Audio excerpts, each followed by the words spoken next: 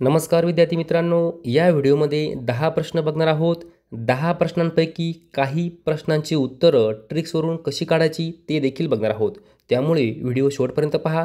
चला तर बघूया. प्रश्न पहिला आहे, तुतीकोरीन बंदर कोणत्या राज्यात आहे? तुतीकोरीन बंदर कोणत्या राज्यात आहे? मित्रांनो, तू ती को री न. ओके, हा शब्द आहे आणि या शब्दामध्ये पहिलं अक्षर आहे तू. तू म्हणजेच काय? त वर्ण आपल्या उत्तराची सुरुवात आहे आणि त वर्ण सुरुवात होणारं एकच राज्य आहे. मग योग्य उत्तर आहे तमिळनाडू.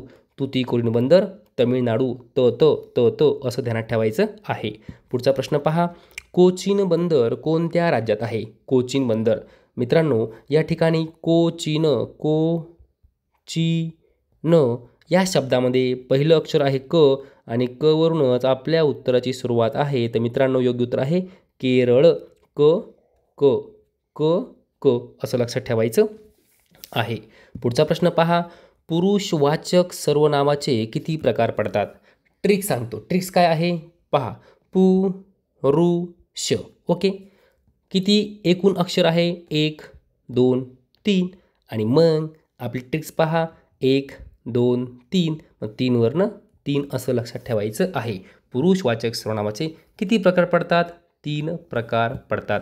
मित्रांनो, आपल्या प्रत्येक प्रश्नाला ट्रिक्स आहेच असं नाही, परंतु ज्या ज्या ठिकाणी मला ट्रिक्स लावता येईल त्या ठिकाणी मी ट्रिक्स लावायचा प्रयत्न करतो. आणि जर तुम्हाला ट्रिक्स आवडत असतील तर नक्की लाईक करा आणि सबस्क्राईब करून ठेवा. आणि जर माझ्याकडनं एखादी ट्रिक्स कुठेतरी चुकत असेल किंवा काहीतरी चुकीची बसत असेल तर मला कमेंट करून सांगा, त्यामध्ये मी नक्की सुधारणा करेल. पुढचा प्रश्न पहा, मराठीत लिंगानुसार बदलणारी सर्वनामे किती आहेत? काय म्हटलं आहे? लिंगानुसार. आता काय करायचं मित्रांनो, लिंगानुसार असं म्हटलं की नाही. मग पहिलं अक्षर काय आहे? ल आहे. काय आहे? ल. आता आपण ल कसा लिहितो? असा लिहितो, बरोबर की नाही. याला थोडासा तिरपा करायचा, असा लिहायचा थोडासा, नंतर थोडा असा करायचा, नंतर असा करायचा, नंतर हा जो भाग आहे हा पुढचा हा ध्यानात ठेवायचा आणि मग यावरून ध्यानात ठेवायचं 3. लिंगानुसार बदलणारे सर्वनामे 3. लिंगानुसार बदलणारे सर्वनामे 3. अजून एकदा सांगतो, हा जो ल आहे हा ल असा असा असा असा करायचा आणि बरोबर असा असा इथपर्यंत घेऊन जायचा.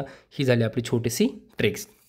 आता पुढचा प्रश्न पहा, मराठी भाषेचे पाणिनी कोणास म्हणतात? मित्रांनो, हा प्रश्न एकदा नाही दोनदा नाही, कमीत कमी 20-25 वेळा पोलीस भरती, तलाठी भरती, MPSCमध्ये विचारला गेलेला आहे. आता मराठी भाषेचे पाणिनी कोणास म्हणतात? तर दादोबा पांडुरंग तर्खडकर. दादोबा पांडुरंग तर्खडकर. तुम्हाला उत्तर माहिती असणार, तरीही मी तुम्हाला एक ट्रिक सांगतो. काय ट्रिक आहे? काय म्हटलं आहे? पाणिनी. पाणिनी. पहिलं अक्षर काय आहे? प. पाणिनीमध्ये पहिलं अक्षर आहे प. प वर्ण ध्यानात ठेवायचं पांडुरंग. पांडुरंग. मग बघा, पांडुरंग तर्खडकर. पांडुरंग तर्खडकर म्हणजेच काय? दादोबा पांडुरंग तर्खडकर. ओके, पुढचा प्रश्न पहा, मराठी भाषेचे शिवाजी कोणास म्हणतात? मित्रांनो, हा प्रश्न देखील वारंवार पोलीस भरतीमध्ये विचारला गेला आहे. पहिला ऑप्शन आहे कृष्णराव भालेकर, दुसरा ऑप्शन दादोबा पांडुरंग तर्खडकर, तिसरा ऑप्शन विष्णू शास्त्री चिपळूणकर आणि चौथा ऑप्शन आहे बासी मर्ढेकर. तर मित्रांनो, याचं योग्य उत्तर काय आहे? योग्य उत्तर आहे 3 नंबर पर्याय, विष्णू शास्त्री चिपळूणकर. मराठी भाषेचे शिवाजी विष्णू शास्त्री चिपळूणकर यांना म्हणतात. जर समजा या प्रश्नाच्या उत्तराला जर आपल्याला ट्रिक्स लावायची असेल तीही सांगतो. काय म्हटलं आहे? मराठी भाषेचे शिवाजी. या ठिकाणी 2 नंबर अक्षर काय आहे? व. काय आहे? व. व वर्ण ध्यानात ठेवायचं विष्णू शास्त्री चिपळूणकर.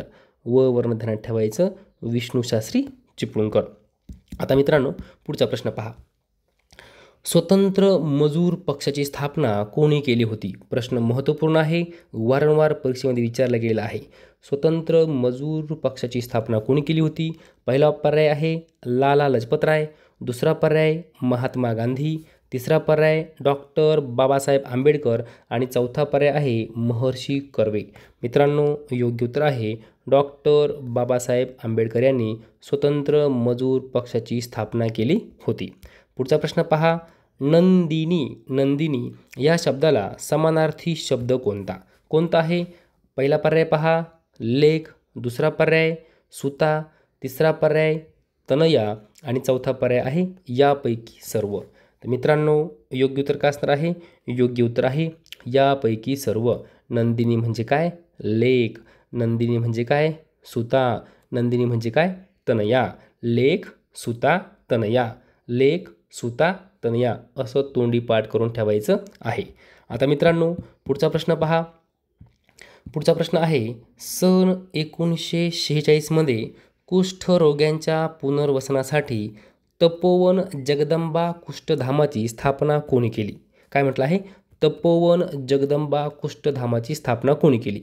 या ठिकाणी पर्याय आहे पंजाबराव देशमुख, दुसरा पर्याय महात्मा गांधी, तिसरा पर्याय शिवाजीराव पटवर्धन आणि चौथा पर्याय आहे लोकमान्य टिळक. मित्रांनो या प्रश्नाचं योग्य उत्तर काय असणार आहे? तर या ठिकाणी योग्य उत्तर आहे शिवाजीराव पटवर्धन. शिवाजीराव पटवर्धन हे झालं आपलं उत्तर.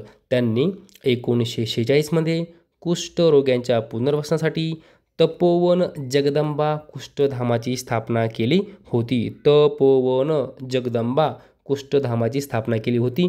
प्रश्न महत्त्वपूर्ण आहे. पुढचा प्रश्न पहा.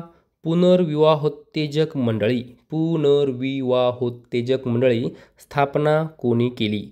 पर्याय पहा गोपाळ कृष्ण गोखले, अण्णासाहेब देशमुख, विष्णुशास्त्री पंडित आणि नाना पाटील. मित्रांनो योग्य उत्तर काय असणार आहे?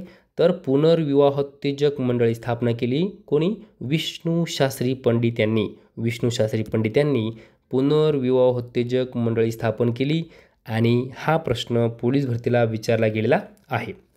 आता या ठिकाणी आपला शेवटचा प्रश्न आहे आणि याचं उत्तर तुम्ही मला कमेंटमध्ये सांगायचं आहे. चला तर बघूया प्रश्न काय आहे.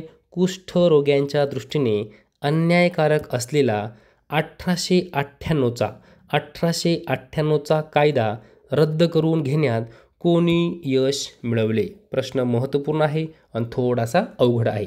तर बघा या ठिकाणी पहिला पर्याय आहे गोपाळ गणेश आगरकर, दुसरा पर्याय ग वा जोशी, तिसरा पर्याय पंजाबराव देशमुख आणि चौथा पर्याय आहे डॉक्टर शिवाजीराव पटवर्धन.